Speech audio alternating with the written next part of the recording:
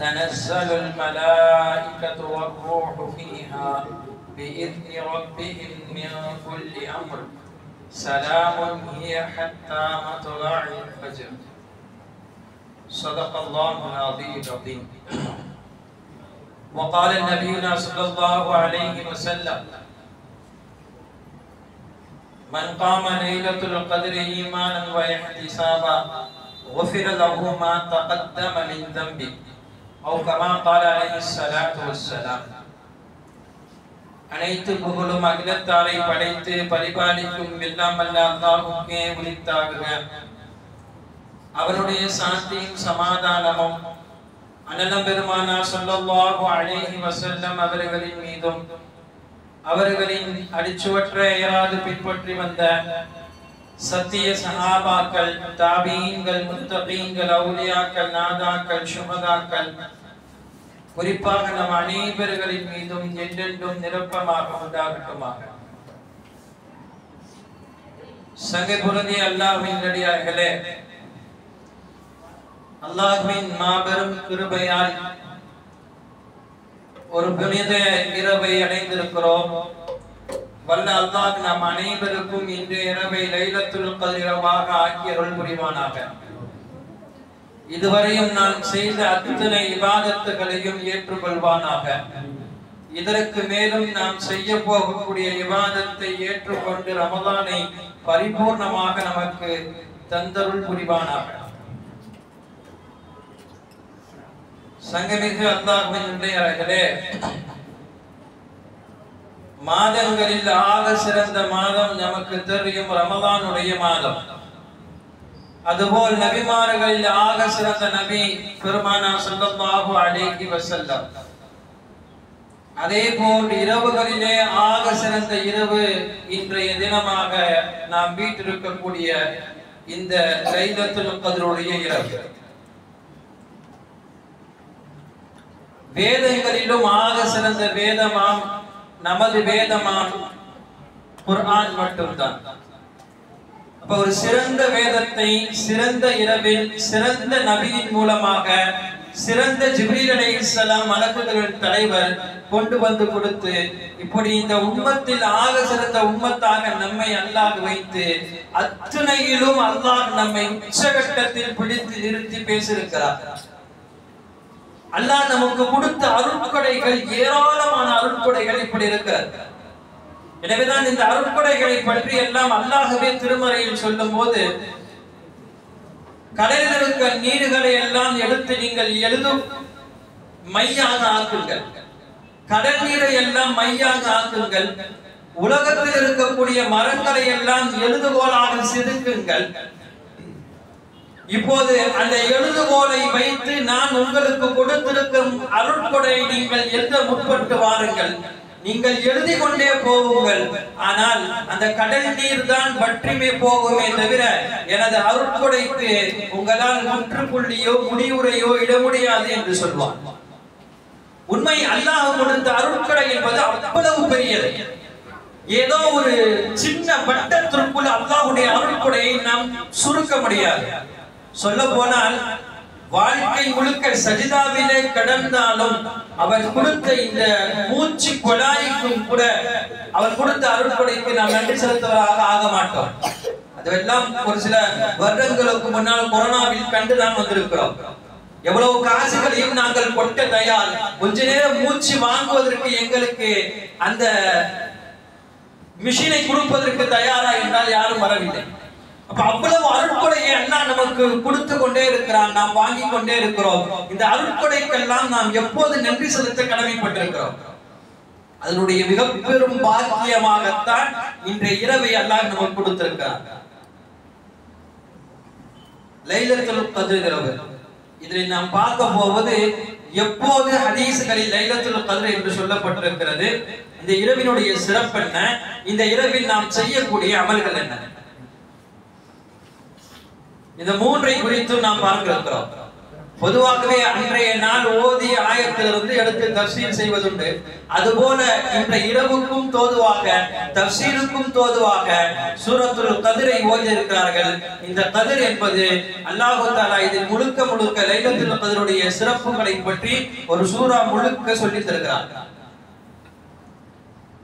முதலில் இந்த இரவு எப்போது என்பதில் எல்லா இமாம்களுடைய ஒருமித்த கருத்து என்றால் ரமதானுடைய கடைசி 10 நீங்கள் லைலத்துல் கத்ரை தேடுங்கள். அதிலும் குறிப்பாக சொல்கிறார்கள் ஒற்றைப்படை இரவுகளில் தேடுங்கள். 21, 23, 25, 27, 29 என்று இருக்கிறது. இந்த ஒற்றைப்படை இரவுகளில் லைலத்துல் கத்ர் இருப்பதற்கு அதீத வாய்ப்புகள் இருக்கிறது. எனவே எல்லா இமாம்களும் இதற்கு உடன்படுகிறார்கள். என்றாலும் கூட இன்று எல்லா பள்ளிகளும் லைலத்துல் கத்ர் என்றாலே அது 27 போல ஆகிவிட்டது. மற்ற நாட்களில் எல்லாம் கூட்டம் வராதது 27 மட்டும் அவ்வளவு கூட்டம் வருவதற்கு காரணம் என்ன? பொதுவாக இதுதானே கருத்து இதெல்லாம் நான் நினைத்தால் சில ஹதீசுகள் இப்படி காணப்படுகிறது. பெரும்பாலான ஹதீசுகளில் போய் பார்த்தால் 27 தான் லைலத்துல் கத்ர் என்பது உட்பட ஹதீசுகளில் ஆதாரங்கள் காண கிடைக்கிறது. மற்ற ஒற்றைப்படை இரவுகள் எல்லாம் அதுக்கும் ஆதாரங்கள் இருக்கத்தான் செய்கிறது. இருந்தாலும் ஒரு அதிகபட்சமாக நாம் பார்த்தால் 27 லைலத்துல் கத்ராக இருப்பதற்கு அதீத வாய்ப்புகள் இருக்கிறது என்று இமாம்கள் சொல்லித் தருகிறார்கள்.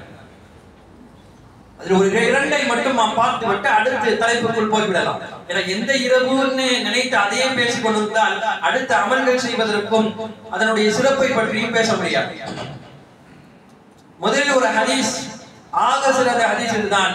பெருமானார் ஸல்லல்லாஹு அலைஹி வஸல்லம் அவர்கள் குர்ஆனை ஓதுவதற்கு என்று சய்யிதுல் குர்ஆன் என்று சொல்லக்கூடிய உச்சகட்ட சஹாபாக்கள் 4 பேர் தான். இவர்கள் குர்ஆனை ஓதுவதை போல வேறு யாரும் ஓத முடியாது. அதில் முதலாவது அவர் உபய் இப்னு கஅப் ரலியல்லாஹு அன்ஹு. எந்த அளவுக்கு என்றால் இன்று ஓதப்பட்ட சூரத்துல் பையினா நமக்கு தெரியும். அல்லாஹ் சொல்லுகிறான் நாயகத்திற்கு, நபியே நீங்கள் சூரத்துல் பையினாவை உபய் இப்னு கஅப் ஓதட்டும், நீங்கள் கேளுங்கள். யார் ஓத வேண்டும்? உபய் இப்னு கஅப் என்ற சஹாபி பையினா சூராவை ஓத வேண்டுமா? நாயகம் அதை கேட்க வேண்டுமா? குர்ஆன் இறங்கியதே பெருமானார் ஸல்லல்லாஹு அலைஹி வஸல்லம் அவர்களுக்கு தான். ஆனால் உபய் இப்னு கஅப் ரலியல்லாஹு அன்ஹு ஓத சொல்லி நாயகத்தை அல்லாஹ் கேட்க சொல்கிறான். அப்ப அவர்களுக்கு கொடுத்த அந்தஸ்து, சஹாபாக்களுக்கு நாயகம் கொடுத்த அந்தஸ்து, நீங்கள் ஓதுங்கள் நான் கேட்கிறேன் என்று அல்லாஹ் சொன்னான். அல்லாஹ்வா சொன்னான் என்று கேட்டு உபய் ரலியல்லாஹு அன்ஹு அவர்கள் பிரமித்து போய் குர்ஆனை ஓதுவார்கள். அதுபோல் ஒரு தடவை பெருமானார் ஸல்லல்லாஹு அலைஹி வஸல்லம் இப்படி கேட்டார்கள். திருப்பகச் சபையிலே சஹாபாக்கள் எல்லாம் இருக்கும் பொழுது குர்ஆனிலே ஆக சிறந்த அத்தியாயம் என்ன என்று சொல்லுங்கள். யாரும் எழுந்திருக்கவில்லை. உபய் இப்னு கஅப் ரலியல்லாஹு அன்ஹு மட்டும் தான் எடுத்து சொன்ன வார்த்தை ஆயத்துல் குர்சி. நாயகமே ரசூலுல்லாஹி ஸல்லல்லாஹு அலைஹி வஸல்லம் தட்டி கொடுத்து அவர்களை பாராட்டுகிறார்கள். இவ்வளவு சிறப்புகள் கொண்ட உபய் இப்னு கஅப் ரலியல்லாஹு அன்ஹு அவர்களை பற்றி எதற்கு சொல்கிறோம் என்றால், அவரிடம் வந்து ஒரு சஹாபி கேட்கிறார், ஒரு தாபி கேட்கிறார், லைலத்துல் கத்ருடைய இரவு ஒற்றைப்படை இரவுகள் என்று கூறப்படுகிறது, அதில் எந்த இரவு என்று உங்களுக்கு தெரியுமா? இந்த கேள்விக்கு அவர்கள் சொன்ன பதில், லைலத்துல் கத்ருடைய இரவு ரமதானுடைய இரவில் தான் இருக்கிறது, அதிலும் குறிப்பாக கடைசி 10 தான் இருக்கிறது, அதிலும் குறிப்பாக ஒற்றைப்படை இரவுகள் தான் இருக்கிறது, அதிலும் சொல்ல போனால் 27 தான் லைலத்துல் கத்ர் என்பதை அல்லாஹ் மீது சத்தியமிட்டு உபய் இப்னு கஅப் ரலியல்லாஹு அன்ஹு சொல்லி தருகிறார். இந்த செய்தியை எடுத்துக்கொண்டு அந்த தாபி இப்னு மஸ்ஊத் ரலியல்லாஹு அன்ஹு அவரிடம் போகிறார். இப்னு மஸ்ஊத் ரலியல்லாஹு அன்ஹு கேட்கிறார், லைலத்துல் கத்ர் எப்போது? ரமதானில் என்று கேட்கிறார். இப்னு மஸ்ஊத் ரலியல்லாஹு அன்ஹு சொன்னார்கள், லைலத்துல் கத்ரா வேண்டும், அமல் செய்ய போகிறீர்களா? அப்போ வாழ்நாள் முழுக்க தஹஜ்ஜுதை நீங்கள் தொழுது கொண்டே இருங்கள், அன்றைதான் ஏதாவது ஒரு நாள் லைலத்துல் கத்ராக இருக்கும், நீங்கள் பெற்றுக்கொள்வீர்கள். இதை கேட்டுவிட்டு அந்த தாபி வந்து உடனே சொன்னார்கள் உபய் இப்னு கஅபிடம், நீங்கள் இப்படி சொன்னீர்கள், ஆனால் இப்னு மஸ்ஊத் அப்படி சொல்கிறார்கள், காலம் முழுக்க தஹஜ்ஜுதை சொல்கிறார்கள் என்று சொன்னபோது உபய் இப்னு கஅப் சொன்னார்கள், அப்படியா? இப்னு மஸ்ஊத் சொன்னார்கள், அப்ப உங்களை அதீதமாக அமல்களில் ஈடுபடுவதற்கு அவர் முயற்சிக்கிறார், ஆனால் அவருக்கும் தெரியும் 27 தான் லைலத்துல் கத்ர் என்பதை உபய் இப்னு கஅப் ரலியல்லாஹு அன்ஹு அவர்கள் சொல்லித் தருகிறார்கள்.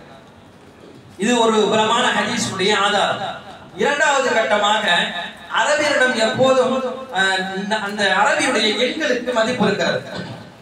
அலிஃபிலிருந்து யா வரை உள்ள இந்த எண்களை ஒவ்வொரு மதிப்பிட்டு அலிஃப் என்றால் இத்தனை இத்தனை என்று சொல்வார்கள். அந்த கூட்டு எழுத்துக்கள் பார்க்க போனால் லைலத்துல் கத்ர் என்ற இந்த வார்த்தைகளில் லாமுக்கு ஒரு நம்பர், யாக்கு ஒரு நம்பர், இப்படி ஒவ்வொரு நம்பர் ஆக கொடுப்பாங்க. இது மொத்த கூட்டு எழுத்துக்களாக பார்க்கும்போது வரக்கூடிய வார்த்தை எழுத்துக்கள் மொத்தம் கூட்டி பார்த்தால் 9 வரும். இந்த சூறாக்களில் அல்லாஹ் லைலத்துல் கத்ர் என்று 3 இடத்தில் சொல்லி தருகிறார். அதை சேர்த்து பார்க்கும் பொழுது அப்போதும் வரக்கூடிய நம்பர் என்று பார்த்தால் 27 வருகிறது. இப்படி ஒரு சில பெரும்பாலான விஷயங்களையும் கணிப்பையும் வைத்து லைலத்துல் கத்ர் 27 தான் என்பதை பெரும்பாலும் ஏற்றுக்கொள்கிறார்கள். அதன் அடிப்படையில் தான் வருடம் 27ஆக நம்ம யோசித்து அதை அமல் செய்து கொண்டிருக்கிறோம். ஆனால் உண்மையில் 27ஆகத்தானா இருக்கும்? அதுதானா உண்மை என்றால் இருப்பதற்கு அதீத வாய்ப்புகள் இருக்கிறது. 21 ஆனால் இருக்கலாம், 23ஆகவும் இருக்கலாம், 25ஆகவும் இருக்கலாம், எப்படி வேண்டுமானாலும் இருக்கலாம். உண்மை பொது சட்டம் நாம் இதில் தெரிய வேண்டும் என்றால் பெருமானார் ஸல்லல்லாஹு அலைஹி வஸல்லம் சொன்ன அந்த வார்த்தையை மட்டும்தான் நாம் பார்க்க வேண்டியிருக்கிறது. நாயகம் வந்தார்கள், வெளியே வந்து எப்போது லைலத்துல் கத்ர் என்பதை ரசூலுல்லாஹ்வுக்கு அறிவிப்பு கொடுக்கப்பட்டது. பெருமானார் ஸல்லல்லாஹு அலைஹி வஸல்லம் அதை பற்றி சொல்வதற்காக தான் வெளியே வந்தார்கள். வெளியே வரும்பொழுது சஹாபாக்கள் 2 பேர் சண்டை போட்டிருந்தார்கள். 2 பேர் சண்டை போட்டுக் கொண்டிருந்தார்கள். உபை இப்னு கஅப் ரலியல்லாஹு அன்ஹு இன்னொரு சஹாபியுடன் சண்டையிட்டுக் கொண்டிருந்தார்கள். நாயகம் வந்தவுடன் என்ன சண்டை என்று கேட்கும் பொழுது அவர்கள் சொன்னார்கள், உபை இப்னு கஅப் ரலியல்லாஹு அன்ஹு, யா ரசூலுல்லாஹ், என்னிடத்திலே இவர் கடன் வாங்கி இருக்கிறார், இவர் கடனை இவர் தரவில்லை, ஆனால் நானும் எவ்வளவோ அவகாசம் கொடுத்து விட்டேன், இன்னும் எனது கடனை கொடுக்காமல் இருக்கிறார், நானும் எவ்வளவுதான் பொறுத்து கொண்டிருக்கிறது என்று சொல்ல நாயகம் ஸல்லல்லாஹு அலைஹி வஸல்லம் அந்த சஹாபியிடம் கேட்டார்கள், ஏன் கொடுக்க மறுக்கிறீர்கள், என்ன ஆயிற்று? நாயகமே, நான் பெரும் வறுமையில் இருக்கிறேன், நான் எப்படியாவது கடனை அடைக்க வேண்டும் தான் என்று பார்க்கிறேன், ஆனால் என்னால் முடியவில்லை, நான் என்ன செய்வது என்று அவரும் காரணம் சொல்கிறார். பெருமானார் ஸல்லல்லாஹு அலைஹி வஸல்லம் சமரசம் செய்து வைத்தார்கள். உபை இப்னு கஅப், உங்களுக்கு அல்லாஹ் ரஹ்மத் செய்வானாக, பாதி கடனை நீங்கள் வாங்கி கொள்ளுங்கள், பாதியை கொஞ்சம் அல்லாஹ்வுக்காக மன்னித்து விடுங்கள் என்று சொல்லிவிட்டு அடுத்துதான் ரசூலுல்லாஹ் சொன்னார்கள், எனக்கு எப்போது லைலத்துல் கத்ர் இரவு என்பதை அல்லாஹ் சொல்லிக் கொடுத்தான். ஒற்றைப்படையா இரட்டைப்படையா என்பதெல்லாம் அல்லாஹ் சொல்லிக் கொடுத்தான். நான் அதை சொல்வதற்காக தான் பள்ளியை விட்டு வெளியே வந்தேன். ஆனால் நீங்கள் இருவரும் சண்டையிட்டதினால் அல்லாஹ் என்னை அந்த லைலத்துல் கத்ருடைய இரவை விட்டு மறைத்து விட்டான், எனக்கு அதை மறக்கடித்து விட்டான் என்றார்கள் பெருமானார் ஸல்லல்லாஹு அலைஹி வஸல்லம். ஆனால் சொல்லிவிட்டு நாயகம் இதையும் சேர்த்து சொன்னார்கள், இப்படி அல்லாஹ் எனக்கு மறக்கடித்து விட்டதும் கூட இந்த உம்மத்திற்கு ரஹ்மத்தாகத்தான் இருக்கும். ரசூலுல்லாஹ்வுடைய அந்த வார்த்தை இந்த உம்மத்திற்கு அதுவும் ரஹ்மத்தாகத்தான் இருக்கும். ஏன்னா ரசூலுல்லாஹ் சொன்னாங்க, நான் அப்படி சொல்லிட்டாங்க கூட அன்ற ஒரு நாள் மட்டும் முழுக்க இபாதத் செய்துவிட்டு அடுத்து எல்லாம் விடுவதற்கு அதிக வாய்ப்பு இருக்கிறது. பெரும்பாலும் லைலத்துல் கத்ர் 27 என்று சொல்வதனாலே இவ்வளவு கூட்டமா? அப்ப உண்மையிலே லைலத்துல் கத்ர் இந்த இரவு தான் என்று நாயகம் சொல்லியிருந்தார். இப்ப மற்ற இரவுகள் எல்லாம் அமல்கள் பெரும்பாலும் குறைந்திருக்கும். இப்ப ரசூலுல்லாஹ் இப்படி மறைத்ததும் கூட அல்லாஹ் மறக்கடித்ததும் கூட ஒரு வகையில் மிகப்பெரிய பாக்கியமாகத்தான் இருக்கிறது. இது அல்லாஹ்வுடைய ரஹ்மத் தான். என்றால் இந்த இரவு உண்மையிலே பெருமானார் ஸல்லல்லாஹு அலைஹி வஸல்லம் இந்த இரவு தான் என்று குறிப்பிட்டு விட்டார்கள் என்றால் அமல் செய்யக்கூடியவர்களுக்கு அது ரஹ்மத். ஆனால் முஸ்லிமாக இருந்து அந்த இரவிலும் கூட அமல் செய்யாமல் பாவத்தை செய்து விட்டார் என்றால் அவர் மிகப்பெரிய துர்பாக்கியவாளியாக அல்லாஹ்விடத்தில் போகிறார். இந்த இரவில் எவ்வளவு பாக்கியமான இரவு என்றால் இன்றைய நாளுடைய இரவை பயன்படுத்துபவரை விட பாக்கியசாலி உலகில் யாரும் கிடையாது. இந்த நாளுடைய இரவை வீணாக பாவங்களில் கழிப்பவரை விட உலகத்தில் துர்பாக்கியசாலி யாரும் கிடையாது. எப்படி இந்த இரவிலே அமல் செய்தால் சூரா கத்ரில் வரக்கூடிய 3000 மாதங்கள் கிட்டத்தட்ட 83 ஆண்டுகள் விட நன்மை நமக்கு வருகிறதோ அதுபோல இந்த இரவில் பாவம் செய்தாலும் அதற்கு பன்மடங்காக பாவங்களும் எழுதப்படும். நம்ம எப்பவுமே ஒரே மாதிரி பார்க்கிறோம் அல்ல, எப்படி நன்மைகள் அல்லாஹ் பன்மடங்காக கொடுக்கிறானோ அதுபோல இந்த இரவுகள் பாவம் செய்தாலும் அந்த பாவத்தை பன்மடங்காக அல்லாஹ் ஆக்கி கொடுக்கிறான். எனவேதான் இந்த இரவு முழுக்க தயவு செய்து நம்முடைய பார்வைகளை பாதுகாக்க வேண்டும். இந்த இரவு ஃபஜ்ர் வரும் வரையும் எந்த அளவுக்கு அல்லாஹ்விடம் நாம் ஈடுபட முடியுமோ அந்த அளவுக்கு ஈடுபட வேண்டும். அது பின்னால் என்ன அமல்கள் எல்லாம் செய்ய வேண்டும் என்பதை சொல்லித் தருவேன். அடுத்தபடியாக பெருமானார் ஸல்லல்லாஹு அலைஹி வஸல்லம் இந்த வார்த்தையை சொல்லிவிட்டார்கள். இப்ப சூரத்துல் கத்ர், இந்த சூராவில் அல்லாஹ் என்ன சொல்லித் தருகிறான் இந்த இரவின் சிறப்பை பற்றி? இன்னா அன்ஸல்நாஹு ஃபீ லைலத்தில் கத்ர். நபியே, சிறப்பு மிக்க கண்ணியமான இந்த இரவில் தான் அல்லாஹ் குர்ஆனை இறக்கினான் என்று முதல் ஆயத். அடுத்த ஆயத்து குர்ஆனை இறக்குகிறேன் என்று சொல்லிவிட்டான், இந்த இரவில் இறக்கப்பட்டது என்று. அடுத்து இந்த இரவினுடைய சிறப்பை சொல்ல வேண்டும். என்ன சொல்லணும்? அல்லாஹ் தனஸ்ஸலுல் மலாயிகத்து வர்ரூஹு ஃபீஹா. அடுத்த ஆயத்து லைலத்துல் கத்ரி கைரும் மின் அல்ஃபி ஷஹர். இத சொல்லணும். இந்த இரவுடைய சிறப்பு என்ன? 1000 மாதங்களை விட சிறந்த இரவு என்று மூன்றாவது ஆயத்துக்கு தான் இதைத்தான் அடுத்து அல்லாஹ் சொல்ல வேண்டும். காரணம் லைலத்துல் கத்ரில் தான் குர்ஆன் இறக்கப்பட்டது என்று சொல்லிவிட்டான். அடுத்து இந்த இரவின் சிறப்பை சொல்லி ஆக வேண்டும். ஆனால் அந்த இரண்டு ஆயத்துக்கு மத்தியில் ஒரு ஆயத்தை அல்லாஹ் சேர்க்கிறான். வமா அத்ராக மா லைலத்துல் கத்ர். நாயகமே, உங்களுக்கு அந்த லைலத்துல் கத்ர் இரவுனா என்னன்னு தெரியுமா? இப்ப ரசூலுல்லாஹ்வை அல்லாஹ் ஆர்வப்படுத்துகிறார். ஒரு பேச்சை நம்ம பேசும் பொழுது சும்மா சொல்லிட்டு சொன்னா அந்த அளவுக்கு அது எடுபடாது. ஒருவரிடம் ஒரு உள்ளத்தில் ஒரு பேச்சு உட்கார வேண்டும் என்றால் அது சொல்ல வேண்டிய முறையில் சொன்னால்தான் உள்ளத்தை விட்டும் அந்த பேச்சு மறையாமல் உள்ளத்தில் உட்காரும். சாதாரணமா நான் பார்க்கலாம், இப்ப வெளியே போய் தந்தை வெளியே போயிறாரு, பிள்ளைக்கு ஏதோ வாங்குறதுக்காண்டி போயிடுறாரு. இப்ப வீட்டுல தாய் இருப்பாங்க, என்ன வாங்கிட்டு வராருன்னே தெரியாது. ஆனா ஏதோ வாங்கிட்டு வரேன்னு சொல்லிட்டு பிள்ளைகிட்ட போயிருப்பாங்க. இப்ப அந்த பிள்ளை அம்மாட்ட கேட்கும், அம்மா அத்தா ஏதோ வாங்கிட்டு வரேன்னு சொல்லியிருக்காங்க, என்ன வாங்கிட்டு வருவாங்க? அந்த அம்மாவுக்கும் எதுவும் தெரியாது என்ன வாங்கிட்டு வருவாங்கன்னு. ஆனா அந்த தாய் என்ன சொல்லுவாள்? அத்தா என்னமோ வாங்கிட்டு வரேன்னு சொல்லியிருக்காங்க, அது எப்படி இருக்கும் தெரியுமா? அது அப்படி இருக்கும், அது இப்படி இருக்கும், அது எப்படி இருக்குன்னே தெரியாது. அப்ப இந்த வார்த்தைகள் எல்லாம் சொல்லும் பொழுது அந்த குழந்தைக்கு அடுத்து அந்த பொருள் கைக்கு வராமலே பெரும் ஆசைக்குள் அந்த பிள்ளை போகிறார்கள். அதற்கு பிறகு அது கிடைத்தவுடன் இன்னும் ஆர்வத்துடன் அது என்ன செய்ய வேண்டும் என்பதில் உடன்படுகிறார்கள். அல்லாஹ் சிறு பிள்ளைகளுக்கு பாடம் நடத்துவதை போல நமக்கு நடத்துகிறார். என்ன சொல்கிறான்? வமா அத்ராக மா லைலத்துல் கத்ர். நாயகமே, அந்த லைலத்துல் கத்ர் எவ்வளவு சிறப்பு தெரியுமா? எப்படிப்பட்ட இரவு தெரியுமா என்று சொல்லிவிட்டு அடுத்த பிறகுதான் அல்லாஹ் சொல்கிறான், வமா அத்ராக மா லைலத்துல் கத்ர் லைலத்துல் கத்ரி கைரும் மின் அல்ஃபி ஷஹர். அந்த இரவு 1000 மாதங்களை விட அல்லாஹ்விடத்தில் ஆக சிறந்த இரவாக இருக்கிறது. 1000 மாதங்களை விட அல்லாஹ் என்ன சொல்லல? 1000 மாதங்கள் என்ன அமல் செய்தால் அந்த அமலுடைய நன்மை வரும் என்றும் சொல்லல. அல்லாஹ் என்ன சொல்லுகிறான்? 1000 மாதங்களை விட அமல் செய்த நன்மை கிடைக்கும். அப்ப 1000 மாதங்களை விட என்று அல்லாஹ் சொன்னதின் பெயரில் எவ்வளவு நன்மை கிடைக்கும் என்பதை யாராலும் கணக்கிட முடியாது. நம்ம அறிவு என்ன சொல்லலாம்? 1000 மாதங்களை மட்டும் நம்ம கணக்கு வச்சு ஒரு 83 வருஷம் 88 வருஷம் சொல்லலாமே தவிர, ஆனால் உண்மை கருத்து எவ்வளவு நன்மைகள் கொடுப்பான் என்பது யாருக்கும் தெரியாது. இவ்வளவு நன்மை இந்த உம்மத்திற்கு மட்டும் அல்லாஹ் ஏன் கொடுக்க வேண்டும்? பெருமானார் ஸல்லல்லாஹு அலைஹி வஸல்லம் ஒரு தடவை முந்தைய காலத்தில் வாழ்ந்த ஒரு மிகப்பெரிய போராளி ஷமௌனுல் காஸி என்ற அந்த இறைநேசருக்கு பெயர். அந்த இறைநேசர் கிட்டத்தட்ட எத்தனையோ வருடங்களாக அல்லாஹ்வுடைய பாதையில் போர் புரிந்திருக்கிறார். கிட்டத்தட்ட 900 வருடங்களுக்கு மேலே சென்று சொல்கிறார்கள். இப்ப ரசூலுல்லாஹ்வுக்கு ஒரு கவலை என்னன்னா, இவ்வளவு அல்லாஹ்வுடைய பாதையில் போகிறாரே, இவர் அமலுக்கு இவருடைய ஈடாக நமது உம்மத்திற்கு ஏதாவது அமலை வாங்கி கொடுக்க வேண்டாமா? ஏதாவது நம்ம உம்மத்திற்கு வேண்டும். இது ஒன்று.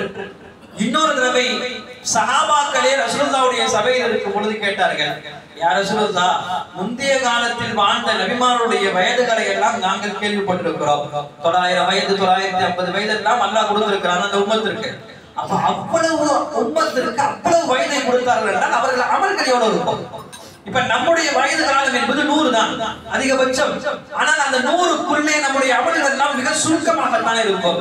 நம்மை விட அந்த உம்மத்தினர்கள் அதிக அமல்கள் செய்திருப்பார்களே, நம்மை விட ஏராளமாக அல்லாஹ்வுடைய பாதையில் கொடுத்திருப்பார்களே. அப்ப அவர்களை போல நாமும் அமல் செய்ய வேண்டும் என்றால் நாம் என்ன செய்வது? நமக்கு என்ன அல்லாஹ் அந்த வயது காலத்தை கொடுக்கல. ஏன்னா பொதுவாக சட்டம், பொது சட்டம் அதுதானே. பெருமானார் ஸல்லல்லாஹு அலைஹி வஸல்லம் அவருடைய காலத்திலும் கூட 2 சஹாபாக்கள் இருந்தார்கள். 2 பேரும் ஒத்த வயது உடையவர்கள். கிட்டத்தட்ட 2 பேருடைய அமல்களும் பார்க்கப்பட சரிசமமாகத்தான் இருக்கிறது ஓரளவுக்கு. அவர் தஹஜ்ஜுத் தொழுதா, இவரும் தஹஜ்ஜுத் தொழுவாரு. அவர் நல்ல முறையில குர்ஆன் ஓதுனா, இவரும் நல்ல முறையில குர்ஆன் ஓதுவாரு. கிட்டத்தட்ட அமல்கள் எல்லாம் சரிசமமாகத்தான் இருந்தது. ஆனால் முதலில் இருந்த அந்த நபர் முன்னால் இறந்து விட்டார், ஷஹீதாகி விட்டார். அடுத்து ஒரு 2 வாரம் 3 வாரத்திற்கு பிறகு படுக்கையாக இருந்து அவர் வஃபாத் ஆகிறார். முதலால் ஒரு சில வாரங்களுக்கு முன்னால் ஷஹீத், இரண்டாவது நபர் ஒரு சில வாரங்களுக்கு முன்னால் படுக்கையில இருந்து மௌத் ஆகிறார். இந்த 2 பேரையும் இன்னொருவர் கனவில் காண்கிறார். கனவில் கண்டால் முதல் நாள் யார் ஷஹீதானார்களோ அவர்கள் சுவனத்துக்கு போவதற்கு முன்னால் இந்த படுக்கையிலே இருந்து வஃபாத்தானாரே அவர் முதலில் சுவனத்திற்கு போய்விட்டார். அவருக்கு பிறகு இவர் சுவனத்திற்கு போகிறார். இவருக்கு என்ன ஆச்சரியம்னா ஷஹீதுடைய அந்தஸ்து என்பது தனி அந்தஸ்து. கிட்டத்தட்ட அதை தொடவே முடியாது.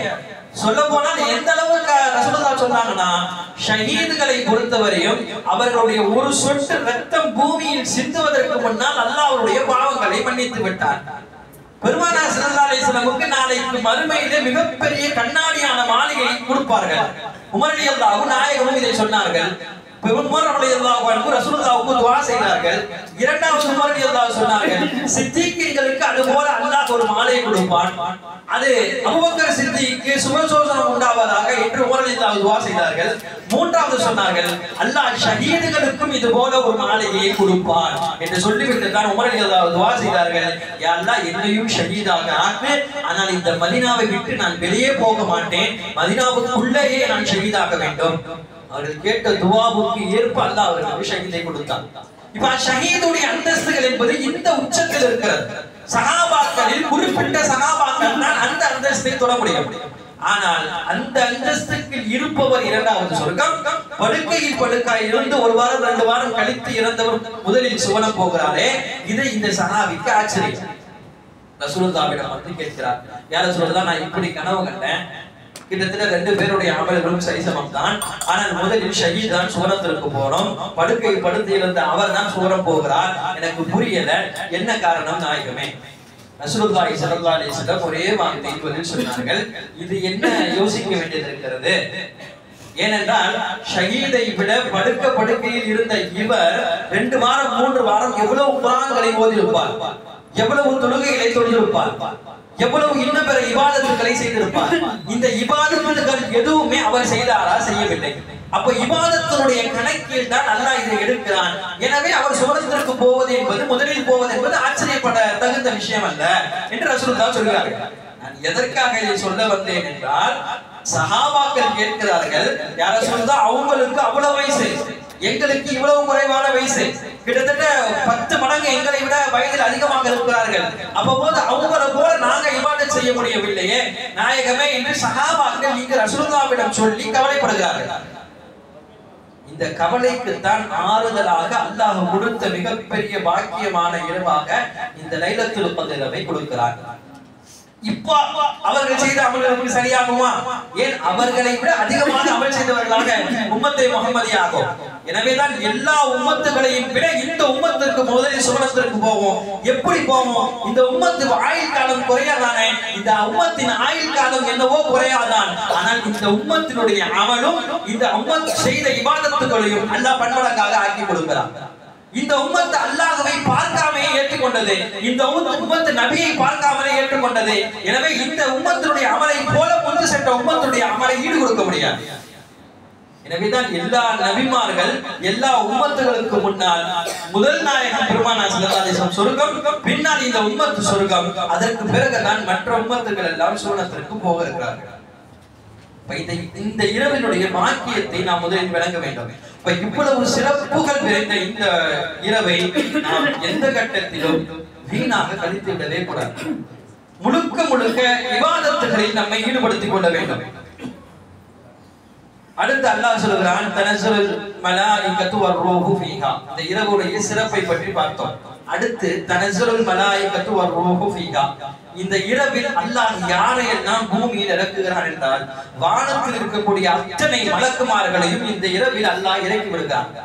என்ன அப்படின்னா எல்லாரும் போங்க, அங்கு தொழுதவர்களுடைய பக்கத்தில் உட்காருங்கள், யாரெல்லாம் துஆ கேட்கிறார்களோ அவருடைய துஆக்கள் எல்லாம் மலக்குமார்களை கூப்பிட்டு அல்லாஹ் நீங்கள் ஆமீன் சொல்லுங்கள் என்று சொல்கிறார். மலக்குமார்கள் நாம் கேட்கக்கூடிய துஆவுக்கு இந்த இரவில் ஆமீன் சொல்ல தயாராக இருக்கிறார்கள். நம்ம நினைக்கிற போது அப்பப்போ நம்ம நினைச்ச மாதிரி மலக்குமார்கள் உலகத்திற்கு வர மாட்டாங்க. அதிலும் குறிப்பாக அல்லாஹ் சொல்கிறான், வர்ரூஹு ஃபீஹா. ஜிப்ரீலையே நாம் இறக்குகிறோம் இந்த உலகத்தில். ஜிப்ரீல் அலைஹிஸ்ஸலாம் அவர்கள் எப்போதுமெல்லாம் வர மாட்டார்கள். சில மலக்குகள் எல்லாம் அப்போது வந்து போவார்கள் என்றால் அவருடைய வேலைகள் எல்லாம் அப்படி. ஆனால் ஜிப்ரீல் அலைஹிஸ்ஸலாமே அவ்வளவு சீக்கிரமாக ரசூல் அல்லாஹ் இறக்க மாட்டார்.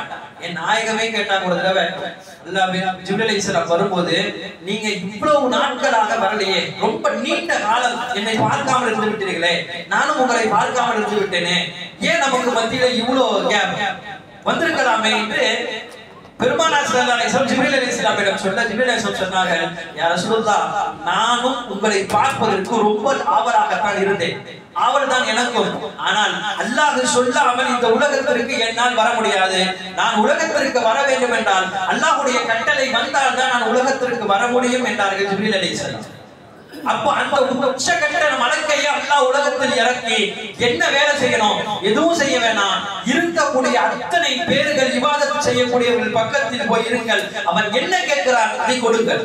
அவன் எதை கேட்கிறான் அது எதுவானாலும் இருந்தால் பரவாயில்லை, ஹலாலான ஹாஜத்தாக இருக்கும் பட்சத்தில் அதை நிறைவேற்றி கொடுங்கள் என்பதை அல்லாஹ் திட்டவட்டமாக மலக்குமார்களுக்கு கட்டளையிட்டு அனுப்புகிறார்.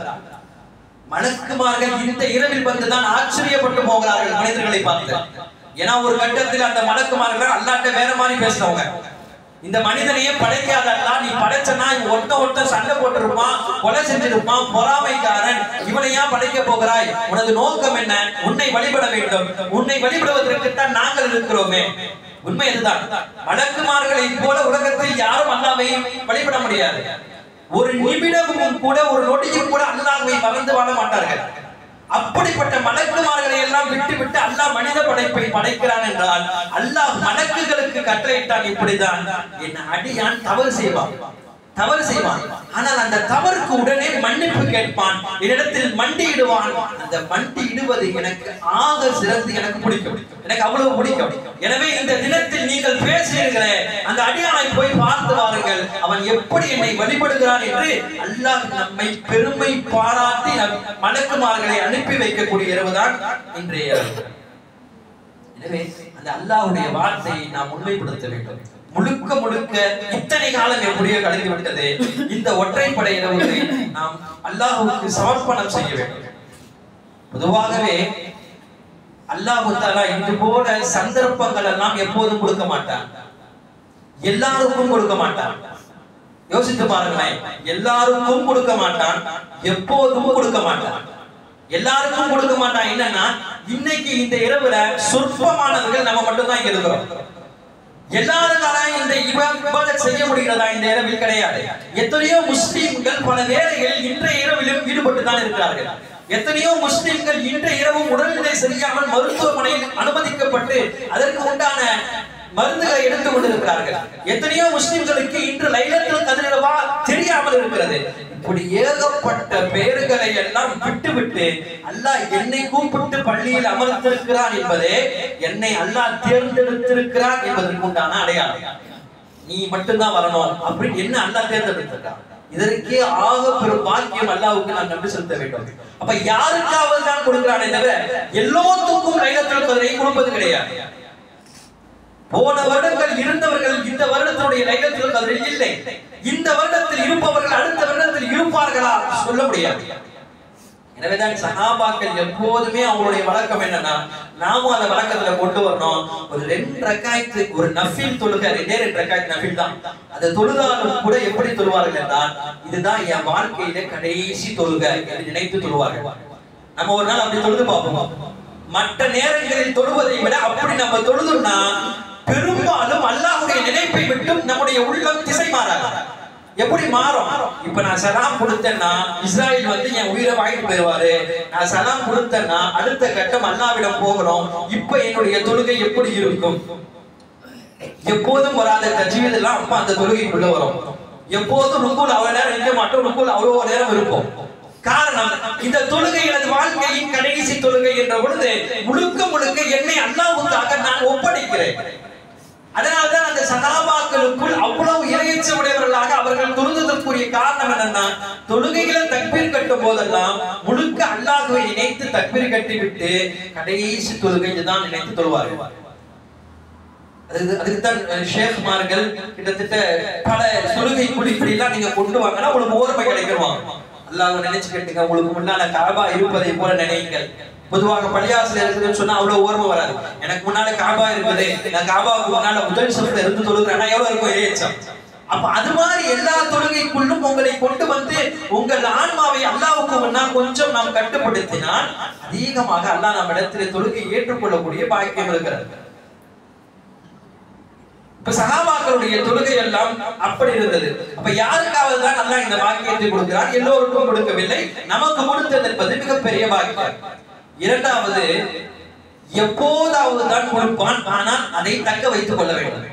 எப்போதுமே கொடுக்க மாட்டான். சந்தர்ப்பம் என்பது வருஷத்தில் ஒரு முறை தான் லைலத்துல் கத்ர் வருகிறது. வருஷத்தில் 2-3 தடவைலாம் கிடையாது.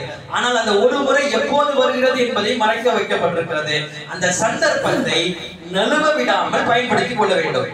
இதெல்லாம் சொல்றதுக்கு இது பயான் பண்ணக்கூடிய இடமே கிடையாது.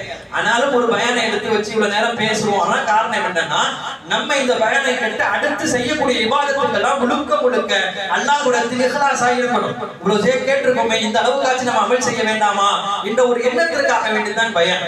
இரண்டாவது, பயான் கேட்கும் பொழுதும் கூட மலக்குமார்கள் வருகை தருகிறார்கள். அல்லாஹ்வை பற்றி பேசுவதும் கேட்பது என்பது இபாதத்துகளில் கட்டுப்பட்டது. சில இபாதத்துகள் நஃபிலான இபாதத்துகள் செய்வதை விட அல்லாஹ்வை பற்றி சிந்திப்பது என்பது ஆக சிறந்தது என்பதாக மார்க்க அறிஞர்கள் எழுதுகிறார்கள். எனவே அதன் அடிப்படையில் தான் இது பயானாக ஏற்பாடு. இப்ப நாம் யோசிக்க வேண்டும் என்னன்னா, அல்லாஹ் நமக்கு இந்த அழகான ஒரு சந்தர்ப்பத்தை கொடுத்திருக்கிறார். பெருமானார் ஸல்லல்லாஹு அலைஹி வஸல்லம் அவர்கள் காலத்தில் ஒரு சிறுவன் ரசூலுல்லாஹ்வுக்கு ஏராளமான உதவிகள் செய்து வந்தார். நாயகம் ஸல்லல்லாஹு அலைஹி வஸல்லம் ஏதாச்சும் கேட்டாங்கன்னா உடனே உதவி செய்வாரு. வேற ஏதாச்சும் உது செய்யணும்னா உடனே தண்ணி எடுத்து வைப்பாரு. ஒரு 14-15 வயது இருக்கும் அந்த சிறுவனுக்கு ரசூலுல்லாஹ்விடம் ரொம்ப நெருக்கமாக ஆகிவிட்டார். பொதுவாக நமக்குள்ள யாராச்சும் நெருக்கமாயிட்டாங்க, நம்ம பிள்ளை இல்ல வேற பிள்ளைனால நம்ம என்ன செய்வோம், உனக்கு என்ன வேணும் சொல்லுப்பா, நான் வாங்கி தரேன். இது உலகத்துல எல்லாரும் கேட்கறது தானே. அதே மாதிரி ரசூலுல்லாஹ் கேட்டாங்க, உனக்கு என்ன வேண்டும் என்று சொல், நான் கொடுக்கிறேன் என்று சொன்னார். இப்போ நம்ம பிள்ளைங்கிட்ட உனக்கு என்ன வேணும் சொல்லு, நாம கொடுக்குறேன் அப்படின்னு சொன்னா நம்ம பிள்ளைங்க என்ன சொல்லும், ஒரு சாக்லேட் கேட்கும், ஒரு ஐஸ்கிரீம் கேட்கும், எனக்கு ஒரு ஃபுட்பால் வாங்கித்தாங்க, அது வேண்டாங்க, இது வாங்கி, இதுதான் கேட்கும். ஏன்னா இதுதான் நம்மளுடைய பிள்ளைகளுக்கு எல்லாம் அவ்வளவு சிந்தனைகள் அதிகமாக இருக்கிறது. ஆனால் அந்த பிள்ளை கேட்டது என்பது எல்லா சஹாபாக்களையும் ஆச்சரியப்படுத்தி விட்டது. இப்படி சொன்ன உடனே ரசூலுல்லாஹ் எனக்கு இது தாங்கன்னு கேட்கல. அந்த பிள்ளை அடுத்து யோசித்து, யார் ரசூலுல்லாஹ் எனக்கு கொஞ்சம் நேரம் கொடுங்க, நாளைக்கு வந்து நான் கேட்கிறேன். எவ்வளவு திறன்பட யோசிக்க வேண்டும் என்று அவன் யோசிச்சிருக்கிறான் சிறு பிள்ளை. அப்ப நாளைக்கு யோசிச்சு வரும் பொழுது எல்லா சஹாபாக்களும் சபையில் இருக்கிறார்கள். ரசூலுல்லாஹி ஸல்லல்லாஹு அலைஹி வஸல்லம் அவர்கள் சொல்லியே சொன்னார்கள், இந்த சிறுவனுக்கு நான் கொடுக்கிறேன்னு சொன்னேன், இன்னைக்கு வந்திருக்கான், என்ன கேட்கிறான், நான் கொடுக்க தயாராக இருக்கிறேன் என்று சொன்னவுடன் எல்லா சஹாபாக்களுடைய பார்வையும் அந்த பிள்ளையை நோக்கி இருக்கிறது. ஏன்னா இந்த பிள்ளை என்ன கேட்க போறான் என்பதை பார்க்கிறார்கள். என்று பார்த்தவுடன் அந்த பிள்ளை கேட்ட வார்த்தை எல்லாத்தையும் ஆச்சரியப்படுத்தி விட்டது. நம்ம பிள்ளைக்கு இன்றைக்கு அந்த சிந்தனையும் கூட அவ்வளவாக இருக்கிறதா என்று தெரியவில்லை. ஆனால் அந்த பிள்ளை அதை கேட்டு விட்டான். என்ன கேட்டான், யார சொல்றா, எனக்கு சொர்க்கம் வேண்டும். சொர்க்கத்தை பற்றி சிந்திக்கக்கூடிய வயதே கிடையாது. ஆனால் கேட்கிறான், யார சொல்றா, எனக்கு சொர்க்கம் வேண்டும், எனக்கு சொல்லுங்கள், சொர்க்கம் கிடைக்குமா? சஹாபாக்கள் ஆச்சரியப்பட்டு போகிறார்கள்.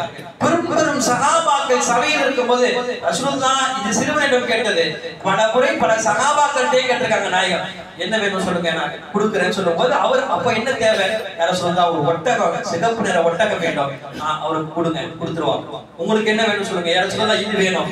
பெரும்பாலும் உலகத்தையும் கேட்டிருக்கார்கள், மறுமை சம்பந்தப்பட்ட விஷயத்தையும் கேட்கிறார்கள். ஆனால் இந்த சிறுவன் கேட்டது உலகத்தை தாண்டிய சொர்க்கம், சொர்க்கத்துக்காண்டிதான் இந்த உலகம். அந்த உலகத்தையே கட்டுக்கோப்பாக அந்த பிள்ளை சொர்க்கத்தை கேட்டு விட்டார். இப்ப இததான் கேட்டானா அப்படின்னா அதுக்கு மேல அதாவது சொர்க்கம் வேண்டும் என்று கொடுத்து அந்த வார்த்தையை முடிச்சிடல. அடுத்து பேசுகிறார், யார சொல்லுதா, சொர்க்கம் வேண்டும், எப்படிப்பட்ட சொர்க்கம் வேண்டுமா என்றால், எனக்கு நீங்க சொர்க்கத்துல எங்க இருக்கிறீங்களோ அந்த சொர்க்கம் வேண்டும். சொர்க்கம் என்றால் சொர்க்கத்தினுடைய அந்தஸ்துகள், பல அந்தஸ்துகள் இருக்குது. அந்த அந்தஸ்துகளை கவனித்து ஏதோ ஒரு சொர்க்கம் கிடையாது. நாயகமே, நீங்கள் எந்த சொர்க்கத்தில் இருப்பீர்கள், உங்களுடன் சொர்க்கத்தில் நான் இருக்க வேண்டும். சஹாபாக்கள் யோசிக்க கூட இல்லை இந்த விஷயத்தெல்லாம். ஒரு பிள்ளை இப்படி கேட்பானா, ஒரு சின்ன பிள்ளை இதெல்லாம் ரசூலுல்லாஹ் கூட இருக்கணும் சொர்க்கத்துல கேட்பானா? எத்தனையோ சஹாபாக்களுக்கு ஆசை இருந்தது, ஆனாலும் அந்த அந்தஸ்தை தொட முடியுமா என்ற ஏக்கம் உள்ளத்தில் இருந்தது. ஆனால் சட்டென்று அந்த பிள்ளை கேட்டு விட்டார். நான் சொர்க்கம் என்றாலே அவர்களுக்கு அந்தஸ்துக்கு தகுந்தார் போல் தான் அல்லாஹ் அதை பிரித்து வைத்திருக்கிறார். ஒரு தொழுகையாளி, ஒரு நல்ல குர்ஆன் ஓதுவர், ஒரு சாலிஹான மனிதர் அவருக்கு ஒரு மாதிரியான, ஒரு மார்க்க அறிஞர் அவருக்கு ஒரு மாதிரியான, ஒரு வலிமார், ஒரு தாவி ஒரு சஹாபி அடுத்த உச்சகட்ட சொர்க்கம் என்பது நபிமார்களுக்கு. நபிமார்களையும் தாண்டிய ஒரு சொர்க்கத்தை பார்க்க முடியாது. அப்படி பார்த்தால் அந்த ரசூலுல்லாஹ்வுக்கு மட்டும்தான் லிவாவுல் ஹம்தை அல்லாஹ் கொடுத்திருக்கிறான், மகாம் இப்ராஹிமை கொடுத்திருக்கிறான். இப்படி சொற்பமான எந்த நபிமார்களுக்கும் கொடுக்கப்படாத அந்தஸ்தை நாயகத்திற்கு மட்டுமே அல்லாஹ் கொடுத்து உயர்த்திருக்கிறார். அந்த அந்தஸ்துல போய் இருக்கணும்னா கேட்டு விட்டார் அந்த சிறுவர். பெருமானார் ஸல்லல்லாஹு அலைஹி வஸல்லம் என்ன சொன்னார்கள் என்பதை விட நமக்கு இங்க என்ன நோக்கம்னா, அந்த சந்தர்ப்பத்தை பயன்படுத்தி எவ்வளவு அழகாக அந்த பிள்ளை அங்க கேள்வி கேட்கிறார். அதுபோல்தான் நமக்கு அல்லாஹ் இந்த லைலத்துல் கத்ரை ஒரு சந்தர்ப்பமாக கொடுத்திருக்கிறார். இந்த சந்தர்ப்பத்தை நாம் நழுவ விடாமல் பயன்படுத்திக் கொள்ள வேண்டும். அதுபோல ரசூலுல்லாஹ் அவர்கள் சஹாபாக்களுக்கு உரை நிகழ்த்தி கொண்டிருந்தார்கள். அப்ப திடீரென்று ரசூலுல்லாஹ் சொன்ன இந்த வார்த்தை, நாளை மறுமையிலே அல்லாஹ் தஆலா எந்த கேள்வி கணக்கும் இல்லாம ஒரு 70,000 பேரை சொர்க்கத்துக்கு அனுப்புவான், கேள்வி கணக்கு இல்லாமல் அனுப்புவான். இப்ப நம்மளே அப்படி சொன்னா நம்ம என்ன செய்வோம், அவங்க என்ன அமல் செஞ்சிருப்பாங்கன்னு யோசிப்போம். இப்ப 70,000 பேர் சொர்க்கத்துக்கு போறாங்க, கேள்வி கணக்கு இல்லாம போறாங்கன்னா அவங்க அமல் எப்படி இருக்கும், என்ன செஞ்சிருப்பாங்க, வாழ்க்கை ஃபுல்லா தரகத்து வந்திருப்பாங்களா, குர்ஆன் ஓத ஒரு பாதி முக்கானாஸ் குர்ஆன் ஓதுறதை கழிச்சிருப்பாங்களா, என்ன பெருசா செஞ்சிருப்பாங்க என்று இப்படித்தான் எல்லாருடைய மனங்களுடைய ஓட்டங்களும் இருந்து கொண்டிருக்கும். ஆனால் அந்த சபையில் இதை சொன்னவுடன் சட்டென்று ஒரு சஹாபி உகாஷா ரலியல்லாஹு அன்ஹு எழுந்து கேட்டார், யா ரசூலுல்லாஹ், எனக்கு கொஞ்சம் துஆ செய்யுங்க, அந்த 70,000 பேர்ல நானும் ஒருவராக வரட்டும் அப்படின்னு சொன்ன உடனே ரசூலுல்லாஹ் உடனே துஆ செய்தார்கள், யா அல்லாஹ் உகாஷாவையும் அந்த 70,000 பேர்ல ஒருவராக ஆக்கிவிடு என்று எல்லாருக்கும் முன்னாலும் நாயகம் துஆ செய்ய உடன் அடுத்தடுத்த சஹாபிகள் எழுத ஆரம்பித்தார்கள். ரசூலுல்லாஹ் சொன்னார்கள், இல்லை உகாஷாவுடன் முடிந்து விட்டது என்று ரசூலுல்லாஹ் நிறுத்தி விட்டார்கள். ரசூலுல்லாஹி ஸல்லல்லாஹு அலைஹி வஸல்லம் இந்த உகாஷ் என அடுத்தடுத்து சொன்னா எல்லாரும் நினைச்சுவாங்க. அப்ப ரசூலுல்லாஹ் அந்த சந்தர்ப்பத்தை நழுவ விடாமல் அந்த சஹாபி அங்கு பயன்படுத்தி கொண்டார். பயன்படுத்தி கொண்டதின் பெயரில் ரசூலுல்லாஹ் அங்கு துஆவும் செய்து விட்டார்கள். இந்த சந்தர்ப்பத்தை அல்லாஹ் எப்போதாவது தான் கொடுப்பான். இப்ப நினைச்சு கூட பார்க்கல, உகாஷா அந்த மாதிரி சம்பவம் வந்துச்சு, அந்த சிறுவனுக்கு அந்த மாதிரி ஒரு சந்தர்ப்பம் வந்துச்சு. அதுபோல சந்தர்ப்பம் என்பது வருஷத்தில் ஒரே முறை இந்த லைலத்துல் கத்ராகத்தான் நம்மிடத்தில் வருகிறது. இந்த இரவை கவனித்துத்தான் நம்முடைய அமல்கள் அல்லாஹ்விடத்தில் உயர்கிறதா இல்லை தாழ்கிறதா என்பதை யோசிக்க வேண்டும். 60-70 வருஷத்தை நம்மள எவ்வளவு அமல் செய்ய முடியும், அந்த அமலை வச்சு எப்படி சொர்க்கத்துக்கு போக முடியும்? அப்ப ஏதாவது ஒரு அற்புதமான அமல் இருக்கிறோம்னா அந்த அற்புதமே இந்த லைலத்துல் கத்ராகத்தான் இருக்குது. எதுவும் செய்ய வேண்டாம். இந்த ஒரு நாள் இரவிலே முழித்து இருந்து எனக்கு குர்ஆன் ஓத தெரியல, எனக்கு எப்படி தொழுக தெரியல, பரவாயில்லை, என்ன தெரிகிறதோ ஒரு 2 சூரா 3 சூரா ஓதி 2 ரக்காத் தொழுங்க. தஸ்பீஹை பிடித்து இந்த இரவு முழுக்க பள்ளியில இருந்தாலும் சரி, வீடுகளில் இருந்தாலும் பரவாயில்லை, முழுக்க முழுக்க அல்லாஹ்வுடைய நினைவில் குறிப்பாக பின்னால் நான் சொல்வேன் துஆக்களிலே ஈடுபட்டு இருந்தால் கண்டிப்பாக இந்த இரவினுடைய பாக்கியத்தை அல்லாஹ் நமக்கு தந்தருள் புரிவான். அடுத்து அல்லாஹ் சொல்கிறான் அந்த ஆயத்தின் முடிவிலே, தனசுல் மலாயிகத்து வர்ரூஹு ஃபீஹா பிஇذن ரப்பிஹிம் மின் குல்லி அம்ர். அந்த வடக்குமார்களாம் வந்து இந்த உலகத்தில் அவர்களுக்கு என்னென்ன காரியங்களை அல்லாஹ் சொல்லியிருக்கானோ அந்த காரியங்களை அவர்கள் செய்வார்கள். ஸலாமுன் ஹிய ஹத்தா மத்லுஇல் ஃபஜ்ர். இந்த இரவினுடைய இந்த அமைதி, இந்த அமல்கள் எல்லாம் சேகரிக்கப்படக்கூடிய இந்த நேரம் எல்லாம் ஃபஜ்ர் வரையும் அல்லாஹ் இதை அப்படியே வைத்திருப்பார். ஃபஜ்ர் வரையும் நாம் என்னவெல்லாம் துஆ செய்கிறோமோ அத்தனை துஆவையும் அமல்கள் மலக்குமார்கள் கணக்கெடுக்கிறார்கள். நமக்கு கேட்டதை மலக்குமார்கள் அல்லாஹ்விடத்தில் போய் கேட்டு கொடுப்பதற்கும் தயாராக இருக்கிறார்கள். எனவே முடிந்த அளவுக்கு எவ்வளவு அமல் செய்ய முடியுமோ இந்த இரவை முழுக்க நாம் பயன்படுத்தி கொண்டு நம்ம அமல்களில் நாம் ஈடுபட வேண்டும். ஒரு பக்கம் அமல் இருக்குது, நான் அதை தான் சொன்னேன், அமல்களை எல்லாம் தாண்டி அதிமுக்கியத்துவம் இந்த இரவில் துஆக்கள் தான். எவ்வளவு முடியுமோ அவ்வளவு அமல் செய்வோம். அமல் செய்துவிட்டு ஒரு 3:30 மணி போல, இல்லை நாம் சஹர் வைத்து விட்டு கூட பரவாயில்லை, முழுக்க தஹஜ்ஜத்தை முடித்து விட்டு துஆவில் ஈடுபட வேண்டும். துஆ எவ்வளவு செய்ய முடியுமோ அவ்வளவு செய்வோம். ஏன்னா இந்த இரவுகள் செய்யக்கூடிய அத்தனை துஆக்களுக்கும் கண்டிப்பாக அல்லாஹ் பதிலளிக்கிறான். குர்ஆனை எடுத்து பார்த்தா எல்லா நபிமார்களிடம் இருந்த ஒரு மிகப்பெரிய பண்பு என்னன்னா, என்ன தேவைனாலும் உடனே அல்லாஹ்ட்ட கை தூக்கிடுவாங்க. யாருக்கும் போவதற்கு அவர்களுக்கு மனம் வராது. எனவேதான் அவர்களை அல்லாஹ் நபியுடைய அந்தஸ்தில் உயர்த்துவதற்கு காரணமே, எந்த தேவைகள் உள்ளாக்கப்பட்டாலும் உடனே அந்த தேவைகளை குறித்து அல்லாஹ்விடம் ஒப்பித்து விடுவார்கள். நம்ம நினைக்கலாம் அவர்கிட்ட போனா இந்த வேலை நடக்கும், போறது தவறு கிடையாது. வேலை நடக்கும் என்று போறது தவறு கிடையாது. ஆனால் அதற்கு முன்னால் அல்லாஹ்விடத்திலே வந்தாக வேண்டும். அல்லாஹ்விடத்திலே வந்து போனால் கண்டிப்பாக அல்லாஹ் அதை செழிப்பாக்கி கொடுப்பான். நம்ம அல்லாஹ்வே நினைக்காம அவர்கிட்ட மட்டும் போனோம்னா அந்த வேலை அவ்வளவு சீக்கிரமாக நிறைவேறாது, நடக்கவும் செய்யாது. அப்ப அல்லாஹ்விடத்திலே நாம் இறை வேண்டுவதையும் அல்லாஹ்விடத்திலே கேட்பதும் தான் இந்த ஆக சிறந்ததாக நமக்கு காணப்படுகிறது. எவ்வளவு பெரிய மனிதராக இருந்தாலும் அல்லாஹ்வுடைய ரஹ்மத்தின் கீழ் தான் வந்தாக வேண்டும். நமக்கு தெரியும், அரசர் மாமூன் ரஷீத் என்று ஒரு இஸ்லாமிய அரசர் வாழ்ந்தார். மிகப்பெரிய சாதனைகள் எல்லாம் இஸ்லாத்திற்கு செய்து கொடுத்திருக்கார். அவர் ஒரு தடவை சபையிலே ஒரு தும்பல் தும்பினார். தும்பியவுடன் அல்ஹம்துலில்லாஹ் என்று சொன்னார்.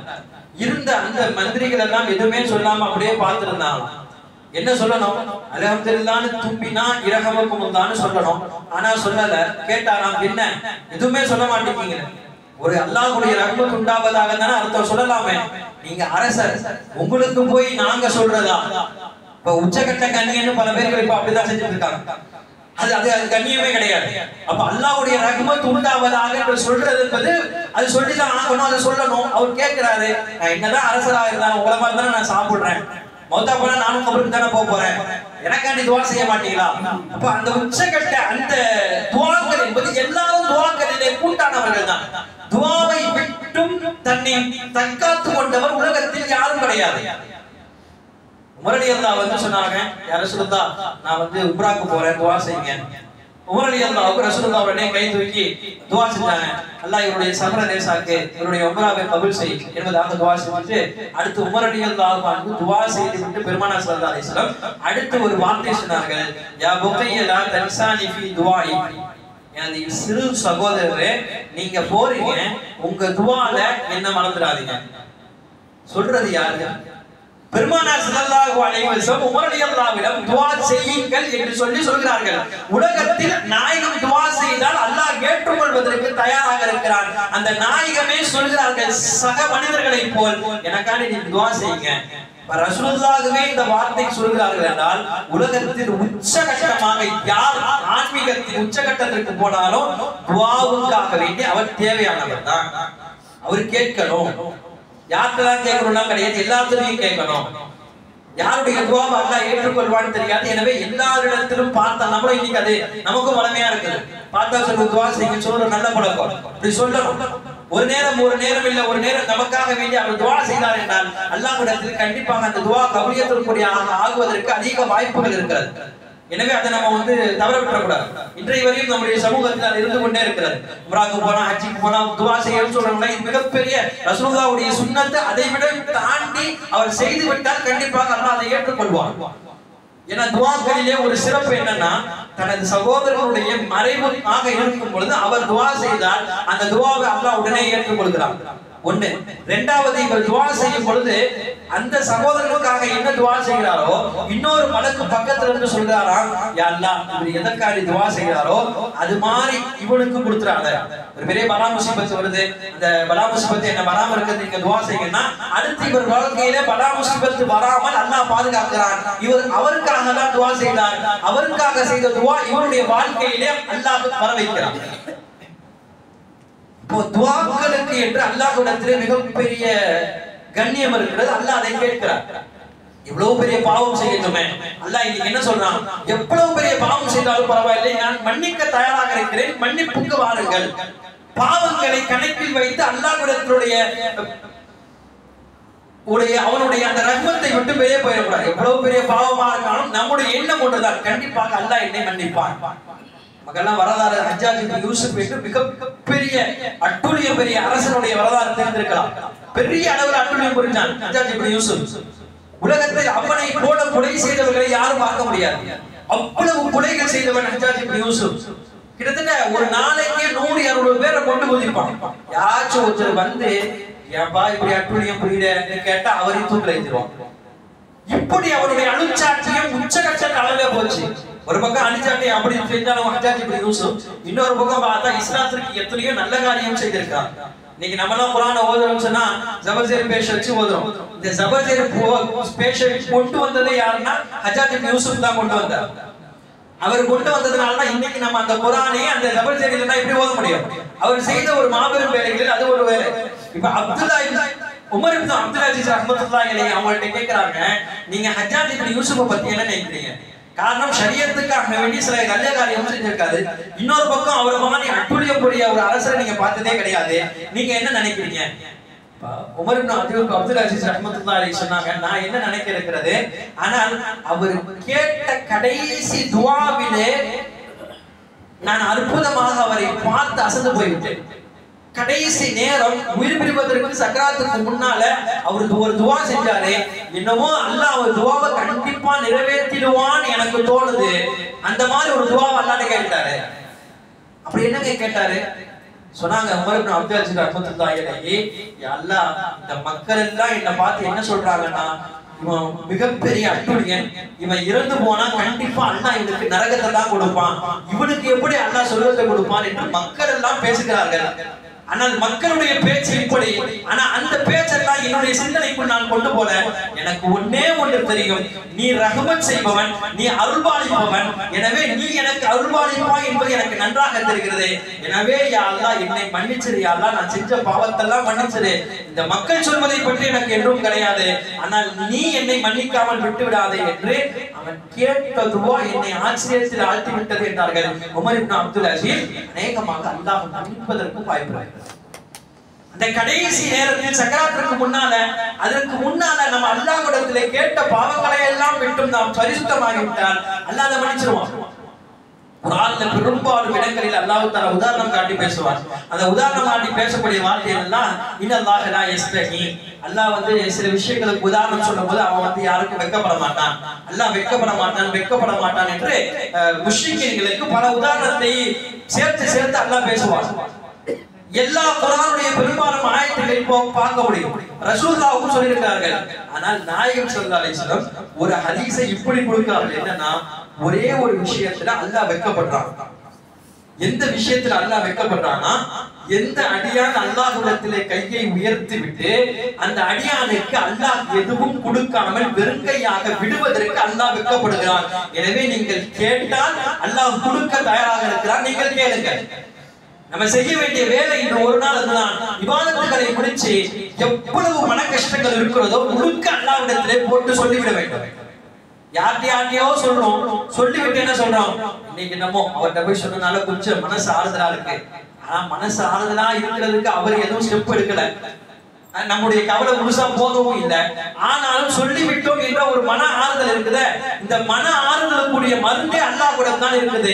நீங்க அல்லாஹ்விடம் இன்று இரவு கேட்டு பாருங்கள், மன ஆறுதல் கிடைக்காது. அந்த பிரச்சனைக்கு அல்லாஹ் தீர்வு கொடுப்பான். தீர்வு கொடுப்பதற்காக ஏற்பாடு தான் லைலத்துல் கத்ருடைய இரவு. எனவே லேசாக கிடைத்த இன்னைக்கு இரவை நாம் வாய்ப்புகளை நழுவவிட்டு விடக்கூடாது, அல்லாஹ்விடத்தில் கேட்க வேண்டும். அல்லாஹ் கூப்பிடும் போது எப்படி கூப்பிடுறான், நம்ம நினைக்கலாம் நான் தொழுகைக்கே வர்றதில்லை, நான் ஜும்மால தான் வரேன், அதுவும் சில நேரம் மிஸ் ஆயிடுது, பெருநாளுடைய தொழுகைக்கு தான் வரேன். பல முஸ்லிம்கள் நல்ல முறையில வாழ்றாங்க, ஆனா என் பேர் தாங்க இஸ்லாமிய, நான் அல்லாஹ்ட்ட இருக்கிறேன் என்று மன கஷ்டங்கள் நமக்கு பலது உள்ளத்தில் இருக்கலாம். ஆனால் அல்லாஹ் என்ன கேட்கிறான், யா இபாதியல்லதீன அஸ்ரஃபு, அல்லாஹ் கூப்பிடும் போதே இப்படி கூப்பிடுறான், எனது வரம்பு மீறி விட்ட எனது அடியார்களே. அல்லாஹ்வுடைய ஒரு அழகிய வார்த்தை குர்ஆனுக்குள் கிட்டத்தட்ட அது மாதிரியான ஒரு அழகிய வார்த்தையை நாம் சொல்ல முடியாது.